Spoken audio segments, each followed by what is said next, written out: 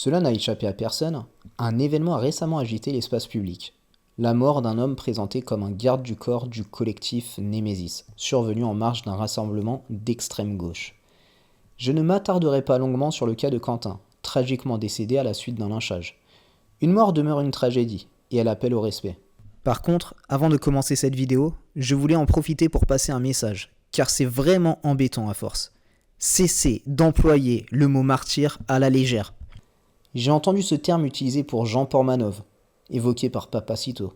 Je l'entends aujourd'hui appliqué à Quentin. Les mots ont un sens, et lorsqu'on les vide de leur substance, on affaiblit ce qu'ils désignent. Un martyr, allez relire la vie de Sainte Blandine, est une personne qui choisit de préserver l'intégrité de sa foi au prix de sa propre vie. Employer ce terme pour qualifier toute mort tragique, aussi douloureuse soit-elle, relève d'une confusion intellectuelle. Paix à l'âme de Quentin, et respectons les notions religieuses en cessant de les dénaturer. Aucune paix sincère dans ce monde si ce n'est celle que l'on trouve en Jésus. Ainsi, collectivement, nous ne pouvons espérer retrouver des sociétés saines et paisibles qui sera censé s'attaquer par le diable car le paradis n'est pas ici-bas, uniquement si nous avons le désir de remettre le Christ roi de notre société. Seulement voilà, Dieu se rit des femmes qui déplorent les effets dont elles chérissent les causes. Si vous voulez vivre dans une société paisible, sans que le Christ y règne, alors Dieu se rira de vos initiatives. Pourtant, c'est bien de ça qu'on a besoin. Du Christ qui règne sur nos institutions, et non pas les principes des droits de l'homme maçonniques. Un chef d'État qui a récemment consacré son État à la très sainte Vierge Marie a récemment dit, je cite, « Ils sont préoccupés par les droits de l'homme pour protéger des criminels, mais que dire à propos des droits de l'homme pour protéger les femmes qui ne veulent pas être violées ? Que dire de ceux des enfants qui veulent jouer dehors en sécurité dans les parcs ?» Fin de citation. Vos craintes sont légitimes et vous aspirez à une buckélisation de la société, où les méchants sont punis et les faibles protégés. Nous, les catholiques, on a toutes les compétences pour le faire. On est prêt à faire refleurir le parfum de la très sainte Vierge Marie en France, mais pour le moment, on doit le constater avec regret, ce n'est pas la volonté du peuple. Loin de là, et parlons-en un peu de votre mouvement, le désormais fameux collectif Némésis. Pour ceux qui ne le connaissent pas, il s'agit d'un mouvement mené par Alice Cordier. Et il faut reconnaître un fait, elle possède une réelle capacité de mobilisation et je vous avoue que je souhaite profondément l'avoir utilisé cette force pour la mettre au service du Seigneur. D'un point de vue organisationnel, le mouvement est structuré, visible, efficace. Des dizaines de militantes se rassemblent régulièrement pour mener des actions concrètes et exprimer leurs sentiments d'insécurité dans une société qu'elles jugent incapable de les protéger. Seulement voilà, Dieu se rit des femmes qui déplorent les effets dont elles chérissent les causes.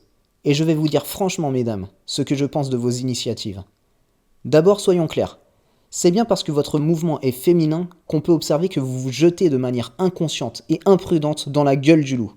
Se jeter sans rapport de force face à des adversaires qui vous sont aujourd'hui supérieurs en nombre, en implantation et en capacité de nuisance, ce n'est pas du courage, c'est de l'imprudence crasse. On ne construit rien de durable en confondant témérité et courage.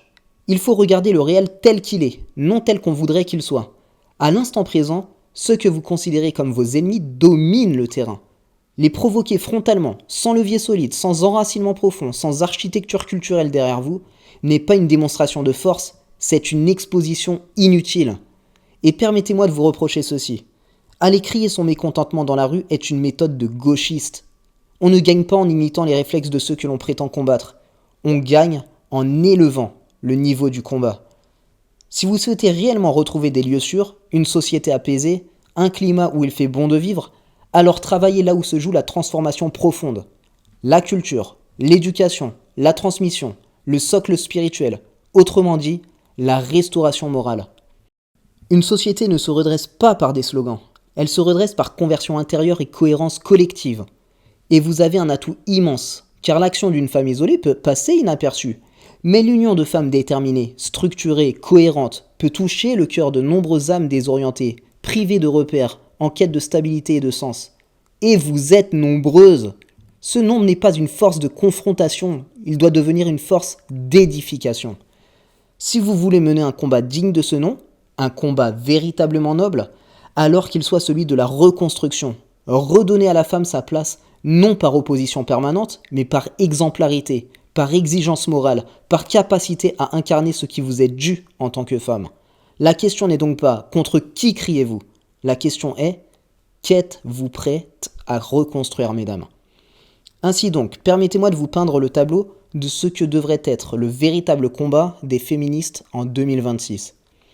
Vous devriez, si vous êtes féministe, commencer par reconnaître la grandeur du rôle de la femme au foyer. C'est là que, pour beaucoup d'entre vous, le Seigneur vous attend.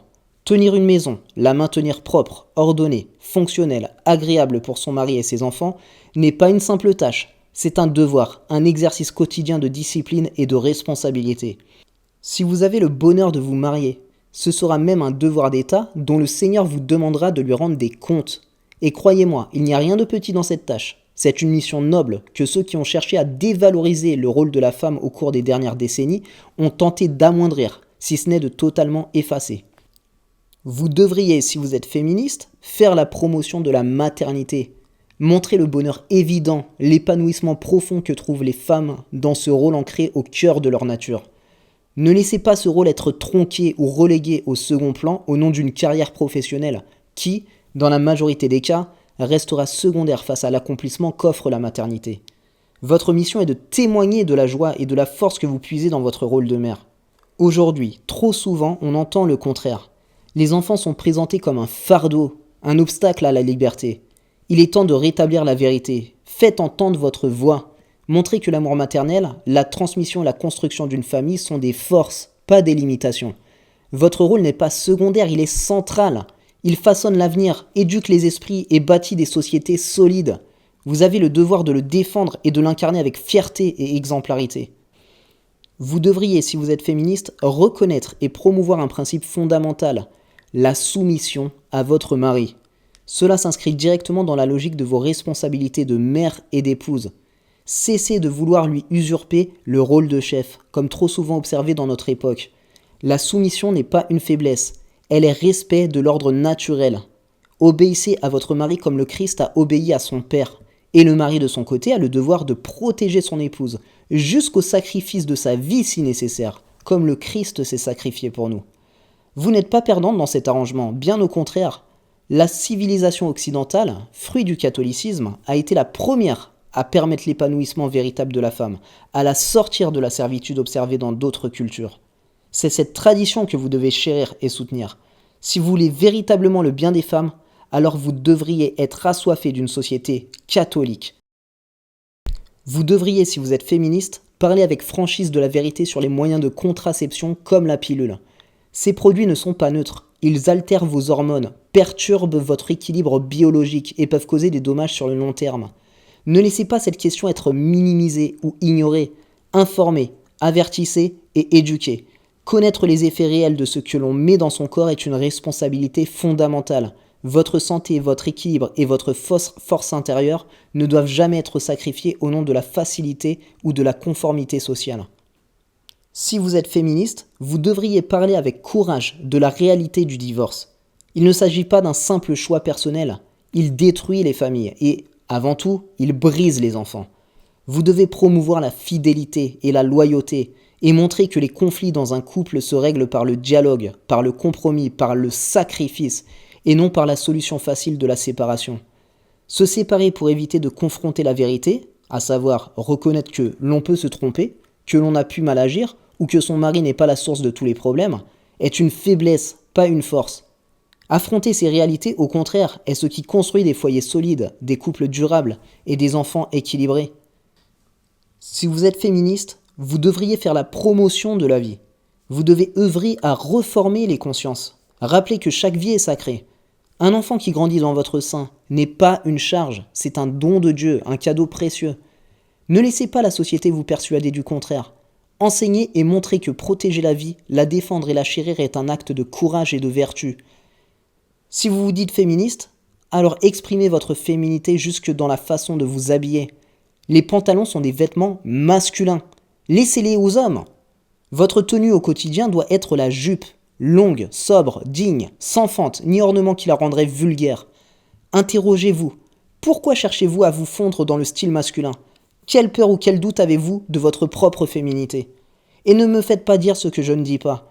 Je parle du quotidien, pas des situations où la jupe serait inconfortable ou inadaptée. Personne ne s'attend à ce que vous skiez, fassiez de l'équitation ou autre activité spécifique en jupe.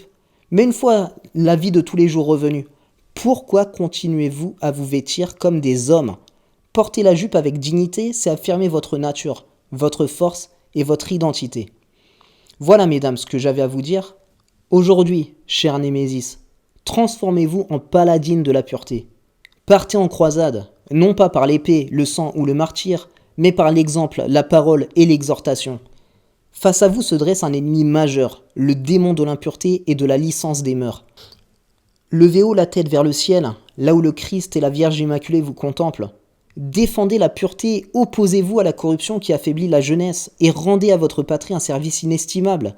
Élevez les âmes par l'exemple, la discipline et la vertu. Par votre action, les autres femmes deviendront plus pures, plus droites, plus vertueuses, plus fortes. Si vous sentez que les forces vous manquent pour accomplir une telle mission, tournez-vous vers Notre-Dame, qu'elle soit votre guide et votre modèle. Inspirez-vous aussi des grandes femmes de notre histoire, Sainte Geneviève, Sainte Clotilde, et toutes celles qui, par leur foi et leur vertu, ont su élever leur temps et marquer durablement les âmes. À vous, ma mère, je vous prie d'aider ces pauvres âmes à contempler leur misère. C'était Daniel, votre indigne serviteur.